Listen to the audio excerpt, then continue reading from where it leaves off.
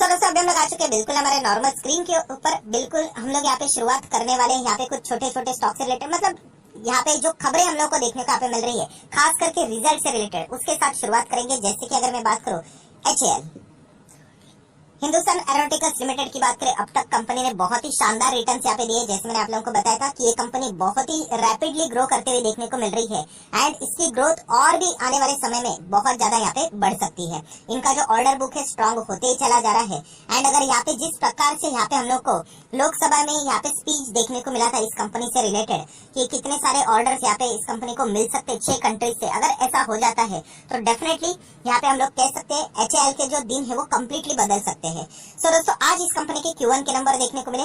Quarter के number अगर हम लोग बात करें तो आप लोगों ने देखा होगा पिछले क्वार्टर में कंपनी के जो रेवेन्यू था वो रॉकेट की तरह बढ़ा था। बहुत सारे बड़े ऑर्डर्स कंपनी ने यहाँ पे रिकॉर्ड किए थे एंड इसके चलते इस वक्त अगर आप रेवेन्यू को चेक करोगे तो आपको कंपैरेटिवली लो देखने को मिलेगा, बट उससे आप लोगों ने बिल्कुल भी डरने की जरूरत नहीं है। जैसे मैंने आप लोगों को बताया कि इस क्वार्टर की अगर हम लोग बात करें Q1 वो तो हम लोग को खत्म होते हुए देखने को मिल जाता है अप्रैल मई जून के हिसाब से एंड अगर हम लोग यहाँ पे बात करें उसके बाद जो परफॉर्मेंस यहाँ पे रहता है जुलाई अगस्त एंड सितंबर, राइट। सो उससे रिलेटेड बात करें तो दोस्तों ये जो सेकंड क्वार्टर है वहाँ पे भी हम लोगों को, जो कि रनिंग क्वार्टर है, वहाँ पे भी हम लोग को HAL से रिलेटेड बड़े ऑर्डर्स मिलते हुए देखने को मिले हैं। सो आने वाला जो क्वार्टर रहेगा वो कंपनी के लिए इंप्रूव ही होने वाला है। तो इसके चलते अगर आपके पास ये कंपनी है आप चाहो तो कंटिन्यू करके यहाँ पे आगे बढ़ सकते हो, राइट। कंपनी के नंबर की बात करें, जैसे मैंने कहा कि ओके टाइप के नंबर देखने को यहाँ पे मिले हैं, बट भविष्य में ये कंपनी अच्छी करेगी इसके ऊपर ज्यादा दाव, मतलब यहाँ पे इस कंपनी को देखकर यहाँ पे खेला जा रहा है।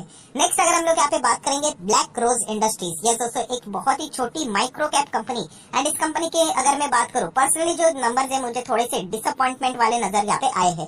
कंसोलिडेटेड नंबर्स और भी अच्छे खासे यहाँ पे हो सकते थे, बट ठीक है हम लोग कह सकते हैं एक छोटी यहाँ पे कंपनी है एंड इसके चलते एक कंसिस्टेंसी वाली जो बात है उस कंपनी ने बहुत ही शानदार यहाँ पे कंसिस्टेंसी मेंटेन करके रखी है।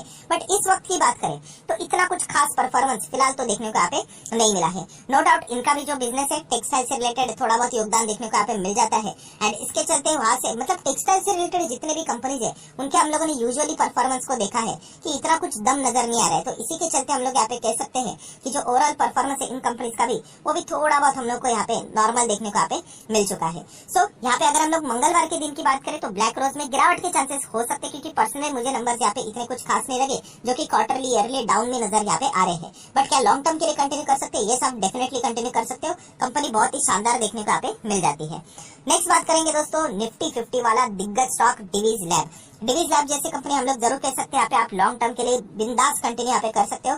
ड्यूरिंग द मार्केट ही हम लोग को नंबर्स देखने को यहाँ पे मिलते हैं एंड नंबर्स इतने भी कोई खराब यहाँ पे नहीं है। हालांकि मार्केट का अपना अपना ओपिनियन रहता है, तो मार्केट ने यहाँ पे लगभग 5.6% के आसपास यहाँ पे प्रॉफिट बुकिंग यहाँ पे दिखा दी है। अगर आपके पास डिवीज लैब है आप चाहो तो कंटिन्यू यहाँ पे कर सकते हो। अगेन कहना चाहूंगा अगर आप शॉर्ट टर्म के लिए आ जाते हो एक साल के लिए तो 24% की गिरावट से आप लोग यहाँ पे डर जाओगे। बट जैसे अगर हम लोग लॉन्ग टर्म का चार्ट पैटर्न देखते हैं तो 500% के रिटर्न हम लोग को देखने को मिल जाते हैं। हाँ डेफिनेटली हिस्ट्री में जो कंपनी ने परफॉर्मेंस दिखा है वो कोई फ्यूचर की हम लोग को गारंटी नहीं देता है, बट डिवीज लैब जैसी कंपनियां ये बहुत बड़ी कंपनी है, ऐसे वैसे कंपनियां नहीं है, शानदार परफॉर्मेंस है इन कंपनीज का एंड नंबर जो मैंने पढ़े हैं वो यहाँ पे देखा गया तो इतने भी कोई खराब नंबर्स नहीं है। सो अगर आप चाहो तो डिवीज लैब के साथ भी यहाँ पे कंटिन्यू कर सकते हो। देखिए मार्केट में आए हो तो यहाँ पे ये जो बातें है ना आपके साथ कि आप इन्वेस्ट करने के बाद आपका इन्वेस्ट करने वाला मतलब जो भी स्टॉक में आपने इन्वेस्ट किया है वो कभी ना कभी 20%, 30%, 40% गिरेगा, मतलब गिरेगा ही। पत्थर के ऊपर की लकीर है। मैंने आप लोग को बहुत बार ये डायलॉग बोला है कि लिख कर लो, कोई भी कंपनी गिरेगी मतलब कभी ना कभी तो प्रॉफिट बुकिंग होगा।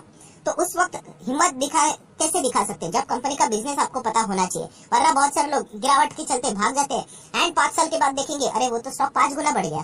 तो इसलिए ये सारी चीजें आप लोग को पता होनी चाहिए। डिवीज लैब भी उसी टाइप की कंपनी है, आप चाहो तो कंटिन्यू यहाँ पे कर सकते हो। देन इन्फोएज के नंबर्स भी बहुत ही शानदार नजर यहाँ पे आए हुए हैं। डेफिनेटली हम लोग कह सकते हैं नौकरी की अगर हम लोग यहाँ पे बात करें .com वाले बहुत सारे बिजनेस देखने को मिल जाते हैं। शिक्षा.com की बात करें, जीवन साथी.com की बात करें, नौकरी.com की यहाँ पे हम लोग बात करें, राइट 99 एकर्स की बात करें, बहुत ही जबरदस्त परफॉर्मेंस इनका देखने को यहाँ पे मिल जाता है। हाँ नो डाउट हम लोग को एक्सेप्शनल आइटम यहाँ पे जरूर देखने को पड़ेगा, उसको कंसिडर यहाँ पे नहीं करना है। अगर आप उसको कंसिडर करोगे तो नंबर क्वार्टरली ईयरली मतलब हम लोग को दबे हुए देखने को यहाँ पे मिल जाएंगे। बट जैसे मैंने आप लोगों को बताया हमें मेन ऑपरेटिंग नंबर्स देखने होते हैं एंड ऑपरेटिंग नंबर्स के हिसाब से बात करें तो कंपनी ने अच्छा ही परफॉर्मेंस यहाँ पे दिखा है। इसकी भी स्टोरी बिल्कुल सेम है। एक साल का परफॉर्मेंस देखोगे 18-20% की गिरावट देखने को यहाँ पे मिल जाती है एंड वैसे ही अगर आप लोग 5 साल का डेटा देख लेते हो तो यहाँ पे कहानी चेंज हो जाती है। 365% की रिटर्न। डोंट फॉरगेट इसमें में 2020 भी था जहाँ पे कोविड के चलते कंपनी की लिटरली धज्जियां भी उड़ी थी, बट अच्छे कंपनीज कमबैक करते हैं। तो ये बात आप लोगों को समझ में आनी चाहिए। सारे कंपनीज के लिए सेम रूल एप्लीकेबल यहाँ पे हो रहा है, तो इस बात को भी आप लोगों ने नोट करके रखना चाहिए, वरना ऐसा हो जाएगा कि जब भी स्टॉक नीचे हम एग्जिट, जब भी स्टॉक नीचे हम एग्जिट, तो कभी भी आप बड़ा पैसा नहीं कमा पाओगे। बड़ा पैसा कमाने के लिए बड़ा होल्ड करना पड़ता है, एंड बड़ा होल्ड करने के लिए ये सारे बड़े बड़े जो करेक्शन रहते हैं, गिरावट रहते हैं, उनको मेंटली हम लोग को झेलना पड़ता है, तभी जाके वो बड़ा पैसा यहाँ पे बनेगा। राइट, आज के दिन मैंने जो पहला वीडियो भी बनाया था आप लोगों ने देखा होगा, टाटा एलेक्सी आज 10,000 का बन गया, हर कोई बात करेगा, बट वो 10,000 तक की जर्नी के बीच में आप लोगों को पता है 60% स्टॉक गिरा था। राइट, तो वो चीज आप लोगों को समझ में यहाँ पे आनी चाहिए। मल्टीपल टाइम्स उस कंपनी ने 20-30% के करेक्शन भी दिखाए थे, बट जैसे मैंने आप लोगों को बताया कि स्टॉक मार्केट में आए हो, इस चीज को यहाँ पे समझ कर चलना है, वरना लॉन्ग टर्म की जर्नी में यहाँ पे आप लोग कभी ना कभी बीच में ही मार्केट छोड़ दोगे। देन दोस्तों हम लोग बात करेंगे पेटीएम। पेटीएम से रिलेटेड दो नेगेटिव खबरें हम लोग को देखने को मिल रही है, दो बड़े झटके देखने को मिल रहे हैं। सबसे पहला झटका है दोस्तों कि यहाँ पे आप लोगों को पता है कि आरबीआई ने नए रूल्स यहाँ पे सामने यहाँ पे मतलब हम लोग यहाँ पे कह सकते हैं लोन से रिलेटेड, फंड से रिलेटेड नई चीजें उन्होंने यहाँ पे सामने रखी थी, जो ऐसे चीज है जो कि ऑनलाइन ऐप के थ्रू यहाँ पे लोन प्रोवाइड करते हैं। तो इससे रिलेटेड पेटीएम को भी थोड़ा बहुत झटका यहाँ पे लग चुका है, एंड जो नेक्स्ट जो झटका यहाँ पे लग चुका है वो है मैनेजमेंट के हिसाब से। मैनेजमेंट के हिसाब से मतलब यहाँ पे एक बार मैं चेक कर लेता हूँ क्या न्यूज अवेलेबल है। तो दोस्तों मैं आपको बताना चाहूंगा कि पेटीएम के जो सीईओ है शंकर जी, माफ कीजिएगा शंकर जी नहीं, यहाँ पे विजय शर्मा जी की यहाँ पे मैं बात कर रहा हूँ। सो दोस्तों यहाँ पे जो एक इन्वेस्टर है, यस बहुत बड़ा इन्वेस्टर है, उन्होंने यहाँ पे उनके रीअपॉइंटमेंट के लिए यहाँ पे अपोज किया। आप सभी लोगों को पता है कि शेयर होल्डर का पैसा कंपनी में लगा रहता है, एंड जो भी मैनेजमेंट रहता है उनका अपॉइंटमेंट, रीअपॉइंटमेंट, ये सब कुछ शेयर होल्डर के हाथ में रहता है, वोट करते हैं। एंड दोस्तों उन्होंने ही यहाँ पे मतलब जो कंपनी के सीईओ है उन्हीं को बोल दिया कि यहाँ पे ये वापस यहाँ पे आने नहीं चाहिए, इनके अगेंस्ट वोट करो करके। सो ये बिल्कुल भी अच्छी बात हम लोग को देखने को यहाँ पे नहीं मिल रही। प्लस ये भी बताया जा रहा है ये कंपनी इतना स्ट्रगल कर रही है, बट ये बहुत बड़ी सैलरी भी हम लोग को लेते हुए देखने को यहाँ पे मिल जाते हैं। सो डेफिनेटली अभी तक अगर हम लोग बात करें, जो एक इन्वेस्टमेंट का जो कॉन्फिडेंस रहता है वो पेटीएम में हम लोग को नजर नहीं आता है। हाँ, जब तेजी आ जाती है ठीक लगता है, गिर जाता है तो बुरा लगता है, बट जैसे मैंने कहा कि कंसिस्टेंसी के साथ जब कंपनी अच्छा परफॉर्मेंस करती है तब हम लोगों ने उसमें इन्वेस्ट करना होता है लॉन्ग टर्म के लिए। वो अभी तक कंसिस्टेंसी पेटीएम ने मेंटेन नहीं की है, एंड इसीलिए अगर आप देखोगे यहाँ पे एक स्टॉक हम लोग को टॉप लेवल से 50% डाउन देखने को मिला है। इसका अर्थ ये नहीं कि ये पेटीएम, जोमेटो जैसी कंपनियां खत्म हुई है, बिल्कुल भी नहीं। ये कंपनियां कमबैक यहाँ पे कर सकती है, बट यहाँ पे देखना पड़ेगा कि वो किस तरीके की यहाँ पे रणनीतियां यहाँ पे अपनाती है। बट तब तक के लिए हम लोग यहाँ पे इनसे दूर रहना ही ठीक रहेगा, स्टडी करने के लिए यहाँ पे ठीक है। नेक्स्ट हम लोग बात करेंगे डाबर इंडिया। यस दोस्तों, डाबर इंडिया की भी बात करें तो कल के दिन भी मैंने आप लोगों को एक एग्जांपल दिया था, राइट, किससे रिलेटेड की देखिए कंपनी के मैनेजमेंट की अगर हम लोग बात करें, कभी ना कभी जो बड़ा नाम है उनको रिजाइन होना पड़ता है, कभी उनको रिटायर होना पड़ता है। सो डाबर इंडिया की भी अगर हम लोग बात करें, उनके जो चेयरमैन है राइट मिस्टर अमित जी, सो वो भी अभी हम लोगों को यहाँ पे हम कह सकते हैं यहाँ पे क्विट करते हुए देखने को यहाँ पे मिल रहे हैं। तो इसके चलते थोड़ा सा डाबर के शेयर में भी हम लोग को नाराजगी देखने को यहाँ पे मिली है। बहुत बड़ा नाम यहाँ पे डाबर इंडिया का हम लोग को देखने को यहाँ पे मिल जाता है। बहुत बड़ी आप बोल सकते हैं एक ब्लू चिप कंपनी है, 1 लाख करोड़ का मार्केट कैप है। तो ऑब्वियसली ऐसे कंपनी स्लो ही चलते हैं, 5 साल के रिटर्न आप देख सकते हो, पैसा डबल। बट अच्छा बात है यहाँ पे बिना डरे आप लोग ऐसे कंपनी में बड़ा पैसा लगा सकते हो अगर आप 5 साल में पैसा डबल चाहते हो तो।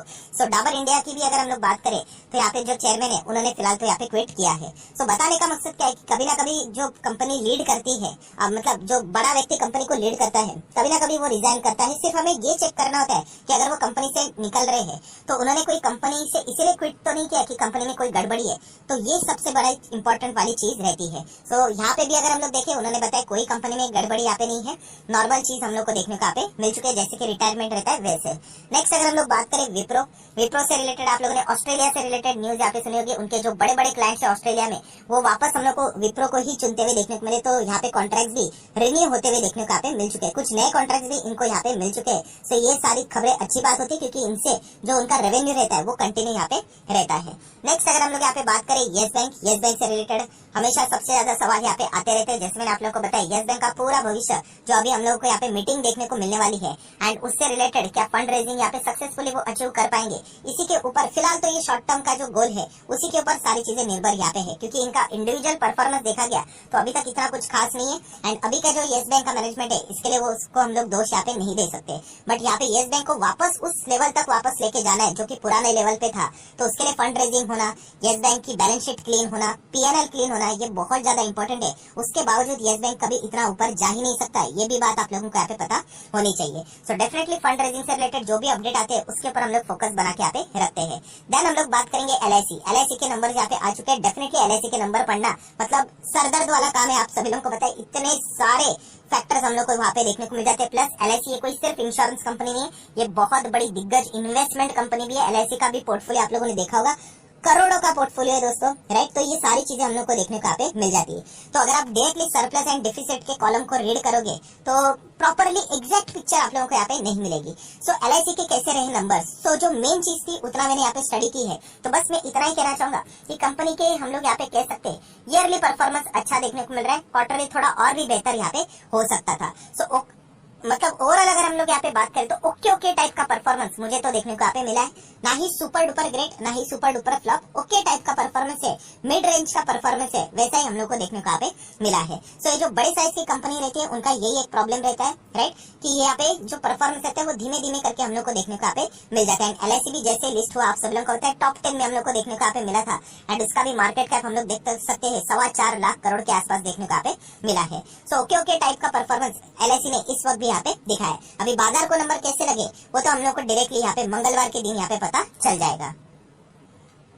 एंड आखिरी स्टॉक की अगर हम लोग यहाँ पे बात करें तो डेफिनेटली ट्राइडेंट, जिससे रिलेटेड ऑलरेडी मैं यहाँ पे बता चुका हूँ। यहाँ पे मतलब जो अभी डाबर से रिलेटेड ही जैसे मैंने आप लोगों को बात बोली थी कि यहाँ पे भी हम लोग को जो चेंजेस देखने को यहाँ पे मिले हैं, तो इसका इम्पैक्ट टेम्पररी हम लोग को जरूर देखने को यहाँ पे मिल जाता है, राइट। तो ओवरऑल परफॉर्मेंस हम लोगों ने फोकस में यहाँ पे रखना होता है। ये सारी चीजें आप लोग चाहो तो नोट करके यहाँ पे रख सकते हो। तो आशा करता हूँ वीडियो आप लोगों को हेल्पफुल लगा होगा। तो चाहो तो इसको लाइक एंड शेयर कर सकते हैं। डीमैट अकाउंट अभी तक ओपन नहीं किया तो लिंक नीचे डिस्क्रिप्शन